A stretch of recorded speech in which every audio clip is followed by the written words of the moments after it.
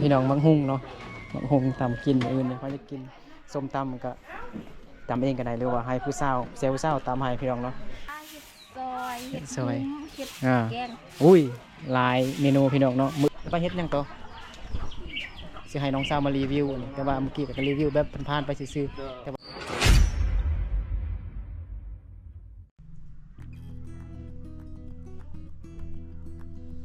สบายดีพี่น้องหมดทุกคนที่เข้ารบหักแพงเดินยินดีตอนรับเข้าสู่2เบานึกเผาปลายเส้นเก่าเส้นเคยสำหรับคลิปนี้เบานึกจะไปรีวิวหรือว่าจะพาทุกคนไปเบิ่งการกะเกียมหรือว่าการเตรียมเฮ็ดงานดองของน้องสาวเบานึกเนาะอยู่บ้านดงล่วงเมืองเพียงแขวงสัญญบุรีสปปลาวเหนือน้องสาวเบานึกกับเป็นพ่อแม่หันเป็นชนเผ่าไพรเป็นชนเผ่าไพรหรือว่าชนเผ่าลั่วเนาะชนเผ่าของเบานึกนี่แหละชื่อน้องมาลีเด้อFC บางคนน่าจะจำน่าจะจื้ออยู่เนาะ FC เก่าที่ติดตามเบานึกตั้งแต่ยังบ่ฮอด1,000บ่ฮอด10,000เท่าไหร่ทุกคนเนาะมื้อนี้ก็สิไปเบิ่งวิธีการเตรียมเนาะการเตรียมเฮ็ดงานดอกในมื้ออื่นนี้เนาะมื้อนี้เบานึกก็จะพาทุกคนไปเบิ่งกันกะเกียมหยังได้แล้วก็ไปเบิ่งว่าเขาเจ้าเอาหยังมาเดมาเกียมหยังไว้เดสนะเนาะแล้วมื้ออื่นนี้จึงเขาเจ้าจึงมัดแค้นมัดควันแล้วก็มวนซืนพี่น้องเนาะตามประเพณีของคนลาวพี่น้องโอเคไปเบิ่งพร้อมๆมาดึกเนาะเนี่ยจะกำลังเตรียมเนาะงานดองมื้ออื่นพี่น้องงานดองของน้องสาวตอนนี้กำลังกางเต็นท์พี่น้องเนาะเต็นท์นี่ก็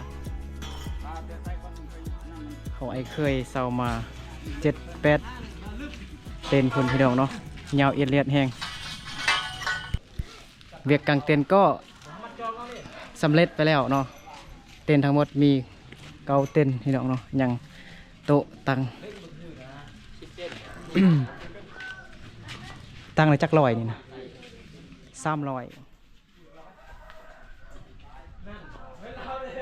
เหนียวเอียดเลียดแหงพี่น้องเนาะแป้พุ่นเนาะ9เต็นท์ในประมาณ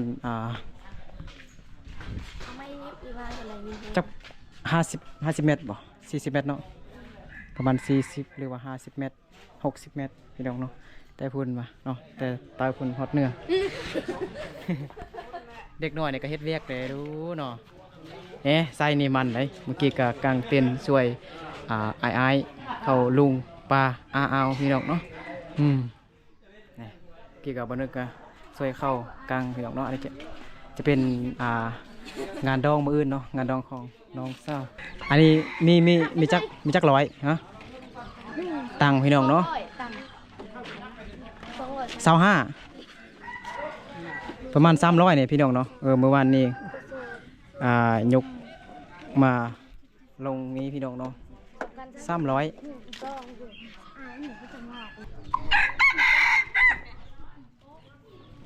เพราะทานผู้ส้มเนาะทานผู้ส้มอายกำลังต้มผักกระเดาง่ายหอมบ่คมกระเดา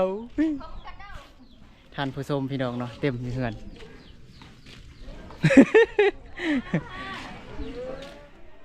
แม่ปลากับเมื่อยแล้วเนาะแม่ของน้องสาว อันเสาเต้นอันนี้มันจะลานทั้งโต๊ะทั้งตังจักรลานบ่ทั้ง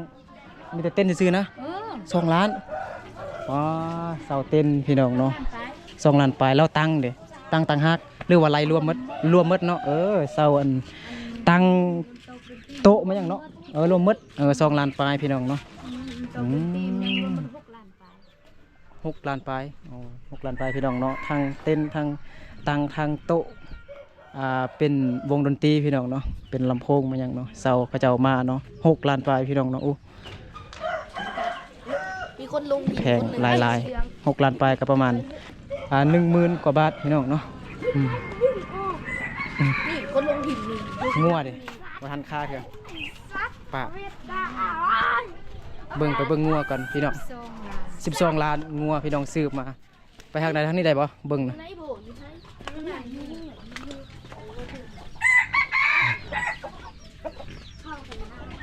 ี่พี่น้องงัวเถิกตัวใหญ่เนาะเอามาเลี้ยงได้จักอาทิตย์แล้วปลานี่ ว่าพันเป็น เลี้ยงได้จักอาทิตย์แล้ว เดือนหรอ เดือนปลายแล้วพี่น้องเนาะนี่ซื้อนำเข้ามา12 ล้านประมาณ20,000 กว่าบาทพี่น้องเนาะ20,000 กว่าบาทถ้าเป็นเงินไทยเนาะมือนี่แหละคือคาพี่น้องเนาะแล้วก็หมูเด้เฮ้พี่น้องเนาะก็เกี่ยมไว้แล้วหมูจักตัวเดียวนี่ป้า ตัวเดียว หมูตัวเดียวเนาะไก่เด้ไก่จักตัว อยากถือไก่มีแต่ไก่พันธุ์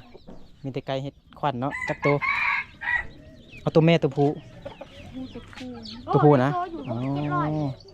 ไก่กำลังงามพี่น้องเนาะ ไอ้ถูกกว่านัว มาลี่เลย ซื้อชิ้นตื่นข้าวโลตื่น โอ้ซื้อซีนอีกพี่น้องเนาะซื้อซีนหมูมันบอกปะ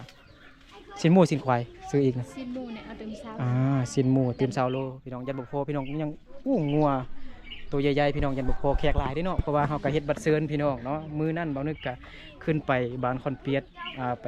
ส่งบัตรเชิญพี่น้องเนาะก็มีแขกเข้าร่วมหลายพี่น้องผู้แซ่ผู้สาวก็หลายมื้ออื่นนี่เนาะมื้อนี้ก็มีอยู่แต่มีน้อย เบาเต็ม ผู้บ่าวก็มีผู้สาวก็มีแม่นางห้างนางไม้ก็มีพี่น้องเนาะ แม่ห้างนางไม้ก็มีเนาะน้องสาวไปตลาดยังบ่ทันมาพี่น้องเนาะเจ้าภาพ อันนี้เป็นบอนแต่งกินพี่น้องเนาะย่องของกินมายังเนาะนี่เห็นบ่มีทุกอย่างเลยเนาะเครื่องหอมกะเกียมไว้แล้วพี่น้องเนาะจะเฮ็ดในค่ำคืนนี้เนาะมื้อคืนนี้จะเป็นเขาเอิ้นว่าอุ่นดองพี่น้องเนาะอุ่นดองเห็นบ่อันนี้มันผักขี้หูดบักขี้หูดพี่น้องเนาะหัวสีขาวหัวขาอ่อนพี่น้องผักบัวมีครบวงจรพี่น้องเนาะเป็นหม้อเป็นพลาสติกเนาะกะเกียมไว้บรรจุของกินมีเกียมไว้เบิดแล้วพี่น้องเนาะนี่ทำอิดบ่นึกก็คิดว่าแม่นอันกระเจ้าเฮ็ดอันเวทีบ่แม่นพี่น้องเนาะบ่อนยองของกินบ่อนแต่งกินขัวกินพี่น้องเนาะ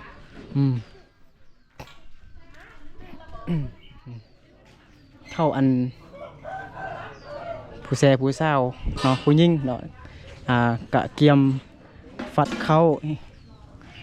เฮ็ดเวียกอยู่เทิงเหือนมือนี้พี่น้องเนาะนี่เหือนกำลังก่อมือเนาะผู้แซ่ผู้สาวเห็นบ่ผู้สาวบันกลางกันบ่นี่แม่นบ่สาวบันกลางพี่น้องเนาะงาม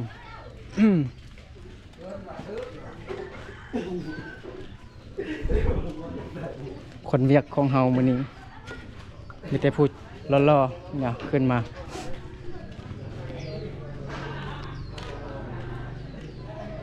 เอาเมื่อกี้เฮ็ดเวียกแล้วนะเดี๋ยวอยู่อันให้ทุกคนมาเบิ่งมุมสูงมื้ออื่นเบิ่งเขาเจ้าเต้นฟ้อนลำวงอยู่นี่เนาะอ๋อสุดยอดพี่น้องเนาะเอาเต้นอยู่ไส้สุดนะเต้นอยู่นี่เลย พุ่นในกันหน้าบ้านคุณนั่น หน้าบ้านพุ่น ตั้งวงนั่นเต้นอย่างนั้นเลยนั่นก็ให้แขกนั่งขยายกันเล่นหุ่น เขาเต้นอยู่ใส่ อยู่หน้าบ้าน นี่เลยเนาะเป็นเวทีอยู่นี่เนาะ ตั้งนั่นวงตั้งนั่นแขกเขานั่งพุ่น หน่อยแม่นบ่ แม่นบ่ แม่เรียกว่าตั้งนี่บอล แต่ยังบ่แน่นอนครับพี่น้องเนาะถ้าเบิ่งมื้ออื่นพี่น้องเนาะบ่นึกก็จะมาถ่ายรายการมาให้ทุกคนมาเบิ่งอีกเนาะเป็นอีก EP 2พี่น้องเนาะ EP 2เนาะอันนี้เป็น EP 1บ่นึกจะพาทุกคนมาเบิ่งกันกะเกียมงานดองน้องสาวมื้ออื่นนี่ซื่อๆเนาะเขาเจ้ากะเกียมไว้ครบทุกอย่างแล้วพี่น้องเนาะอันนี้เป็นบอนบรรจุของกินพี่น้องเนาะนี่เห็นบ่กินไปเบิดแล้วเนาะ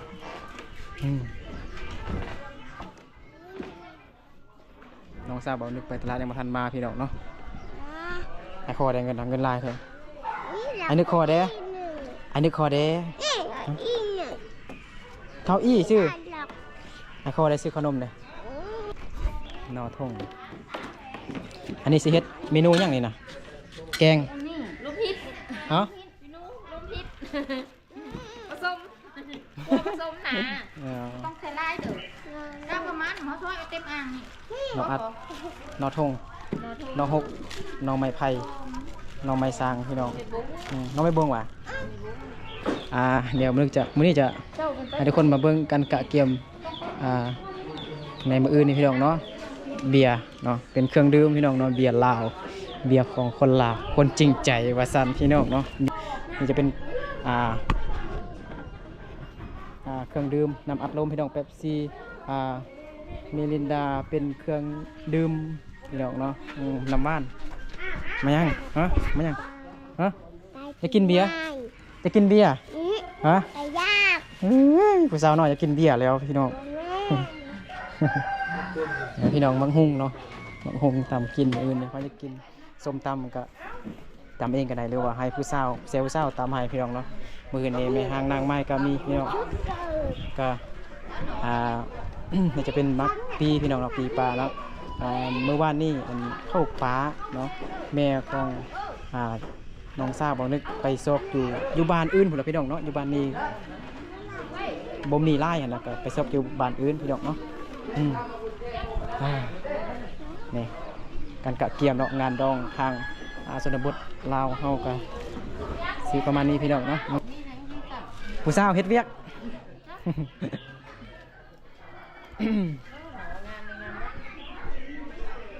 ยกช่วยป่ะอันนี้มักมูนะอันนี้มันพอของเจ้าสาวพี่น้องเนาะสบายดี สบายดียกโบใส่เนาะโอ้จักโลนี่นะฮะสาวโลเท่าใดมักมูนะโล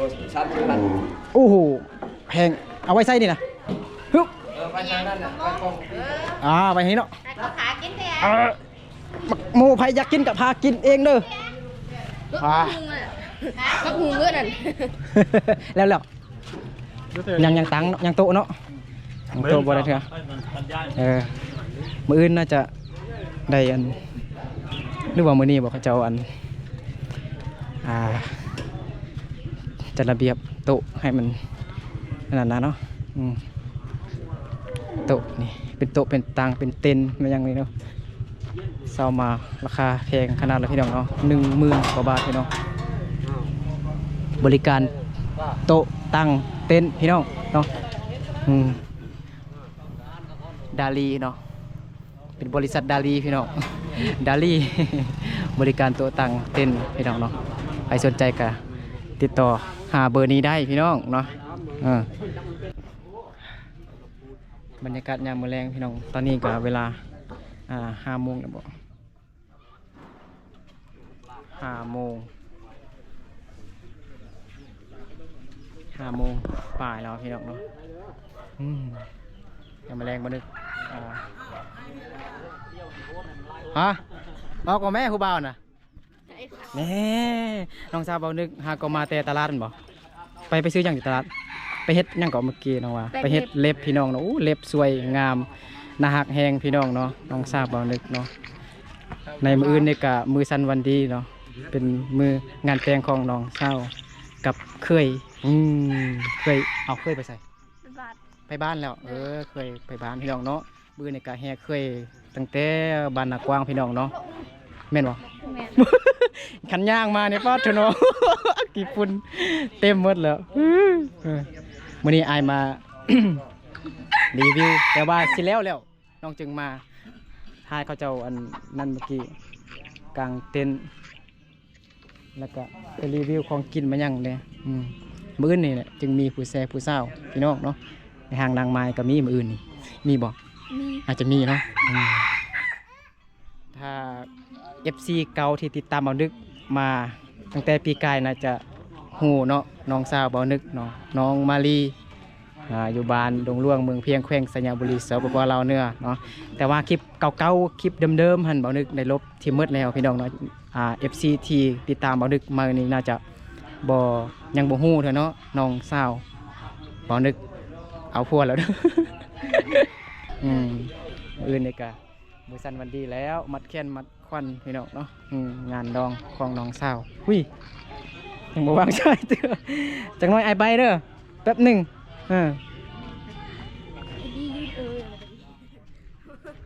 อ้าวเมื่อกี้คือว่าเห็น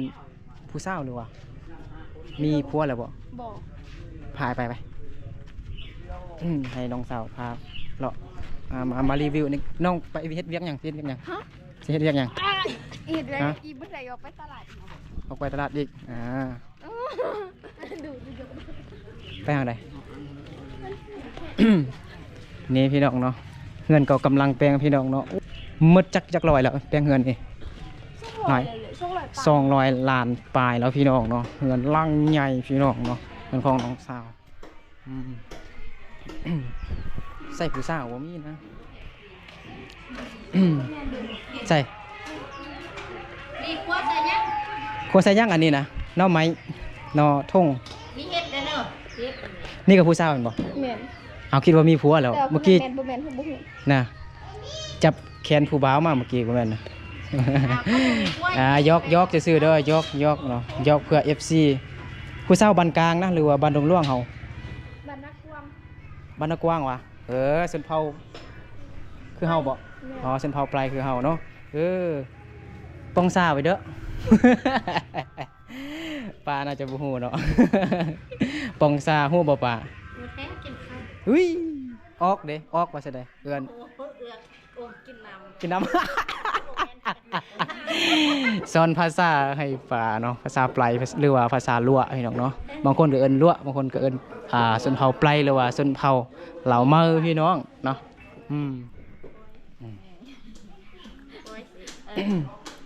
ปอยอันนี้เป็นปอยภาษาปลายพี่น้องเนาะภาษาบ้านนกเป็นปอยเนาะเป็นหน่อไม้พี่น้องหน่อไม้หกหน่อไม้บงพี่น้องเนาะ นั่นซื่อๆแบบสิฮู้หลายซื่อก็ได้ นี่รักเล็กคอนมอนบ่หน่อยฮะ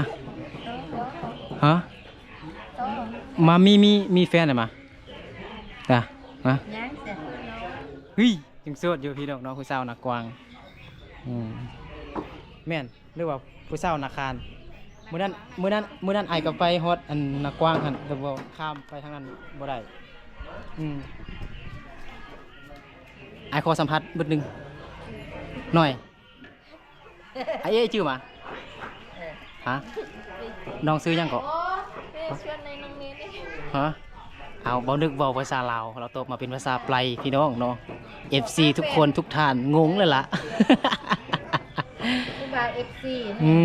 แม่นผู้บ่าว FC ทางประเทศไทยอเมริกาลาวเบิ่งอยู่ไหนทั่วโลกตอนนี้น้องซื้อยังก่อซื้อคนงามบ่ โอเคคนขี้อายพี่น้องเนาะน้องเศร้าขี้อายเดี๋ยวเขาจะเอาน้องเศร้าไปเศร้าเหรอเศร้าตองน้อยนี่เนาะเศร้าตองใหญ่บ่มาเถอะใครจะอมเมียงพี่น้องอันนี้จะเป็นเมียงเอามาแต่เมืองใส่สถานหัวใดหนึ่งดอยกาวอึ๊บน้อยเฮ็ดยังไม่อันนั้นไว้คือไว้ใส่ผ้าปกดังสินะมันทราบน้องสาวกำลังอันนั้นไม่อันนี้ไว้ยันเข้ารัก มือได้มีแขกมาห่วมลายเลยพี่น้องเนาะอันนี้ซื้อไม้เห็นบ่อันนี้เท่าใดนี่นะจักแสนจักล้านฮะเขาอาประมาณ8เส้นนี่แหละ 8 แสนพี่น้องเนาะหม้อแกงหม้อต้มใหญ่อลังการงานสร้างพี่น้องเนาะอันนี้ไม้จิกซองมาได้นี่น้องจิกของยางมาได้นี่นะ ยังไม่ได้ใส่เพียกเรือเป็นวะ ตัวนี้แท้ใส่เพียกแล้วพี่น้องเนาะ ใส่เลยมาสัตว์ มื้อนี้สิเฮ็ดไล่เมนูพี่น้องเนาะขางัวขาหมูบ่ขาแต่ม้าเนี่ย เห็ดซ้า